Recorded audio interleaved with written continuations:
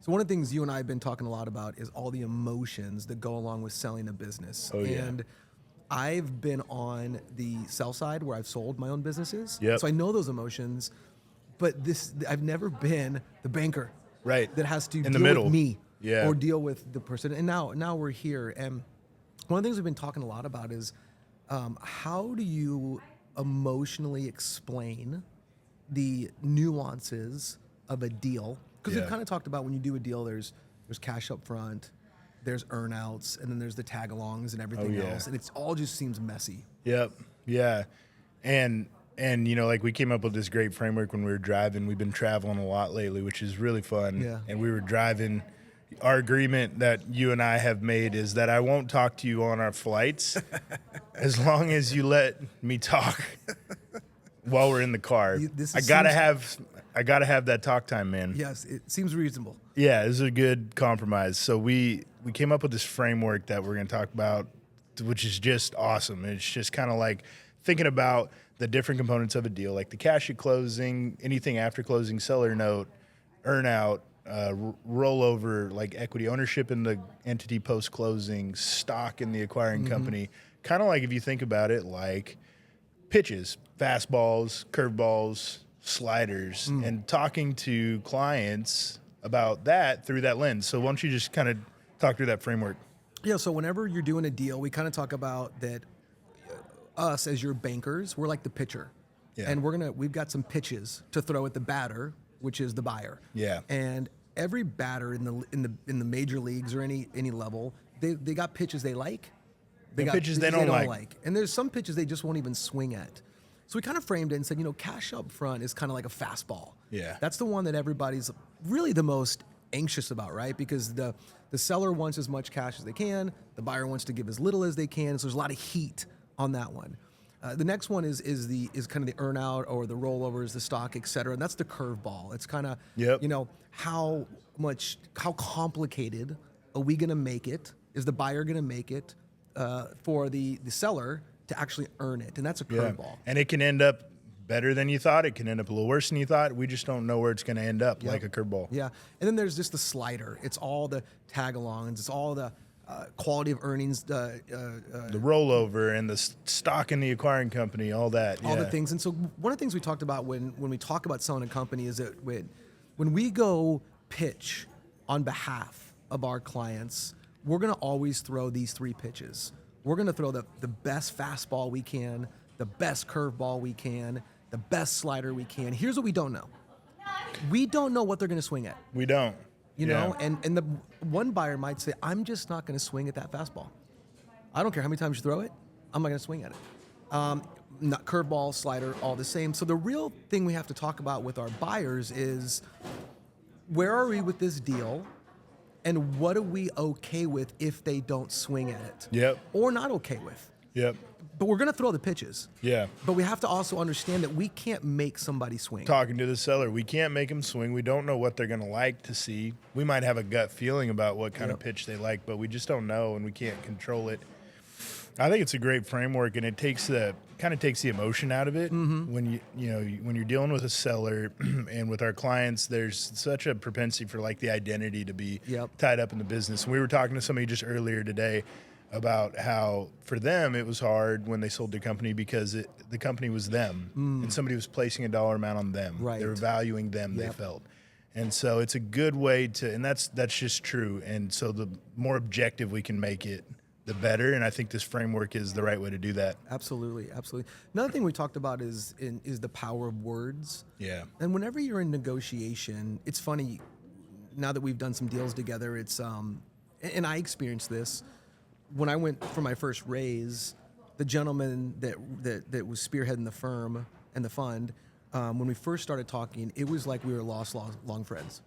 And he was this wonderful older gentleman who ran a $100 billion fund, and we got along like father-son. Yeah. And then when it came to negotiate, he was the most cold, cruel, calculated person. And all of that happened in the context of this one in days. Yeah. And I'm like, how did we go from that to this? And here's the reality is that it's so hard to remember that two different business people are doing business. Yeah. Because it got so relational. Yep. And all of a sudden it got business. And so we talked about the power of words and how you're right, you're wrong, I'm right, they're wrong, value this. It's like, wait a minute, we need to bring language back to business language and not relational language. Great way to put it. Yeah, it is. And both are important, and both are going to happen. Both have to happen. You have to have the relationship usually first, right? You've got to have the relationship that's table stakes, and they've got to like what you're doing. They got to trust you. Yeah. But then there's a huge part of the transaction, and oftentimes most of the time is spent in business, not in relational language time. Yeah. So a lot of these deals that we're looking at right now, it's interesting. Deals are like a box of chocolates or a snowflake. I mean, there's not one that's the same. If you've seen one, you've seen one. That's exactly right. Yeah. If you've seen one, you've seen one. Yep. And every one of these deals we're looking at, there's a different reason why selling that business is going to be difficult. And it can be from, it's all built on the owner. It could be a major, talk a little bit about one of the companies we looked at that had a big change in their EBITDA because of the parent company they were working with. Yeah. You mean to remind you? Yes, I do.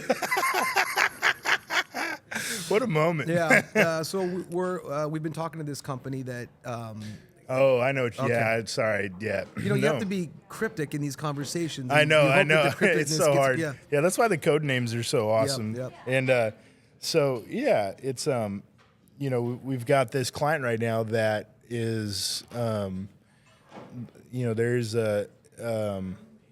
there's like a licensor to them that has changed their fees, changed kind of the model, and they had the right to do that with them, and it's completely changed what their EBITDA is, right? And in an impactful way, right? So that they're feeling the value difference. You apply multiple, it's like a $3 million EBITDA impact or something like that. Well, they're like, hey, if I was going to sell for 6X or something like that, we're talking $18 million that you just took out of my pocket. Yep. And that's kind of the reaction.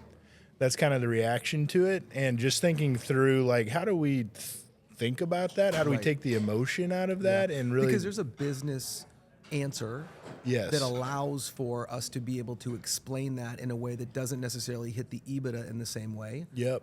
Because it's really about an external variable, not an internal outcome. Yeah, and thinking through, like, will this persist? Is this permanent? Right. If it's not permanent, is that the right way to talk about it to a buyer and to the buyer universe? Or should we talk to them about it as if there's like an ongoing EBITDA and there's a temporary weight on it, something like that? So just thinking those things through. And the reason why I'm bringing up all these stories, the theme that runs through these is when emotion begins to impact. We don't think clearly, and this isn't just in M&A. This is everywhere. This is in relationships. This is me as a father with my son. When there's emotion that gets brought in, all of a sudden we're no longer thinking about the situation that's going on. We're thinking about how we feel about the situation. Yes. And those are very different things. And as soon as we start to react on how we feel about a situation, not about what the situation is, all of a sudden we lose sharpness. Yes. To be effective. Yeah, and I think one of the key ways that sharpness is lost is in the language, and that's why we're talking about this, because we come back to it, and instead of focusing on the business language and the business situation at hand and trying to find a business solution, we lead with how we feel. We lead with how we feel about it, and that doesn't move the needle forward. So let me workshop like a real example.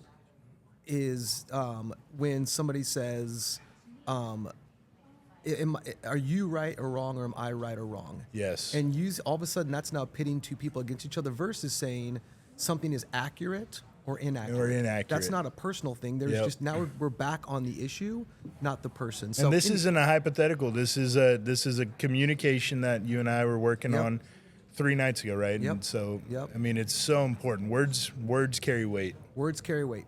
So yeah.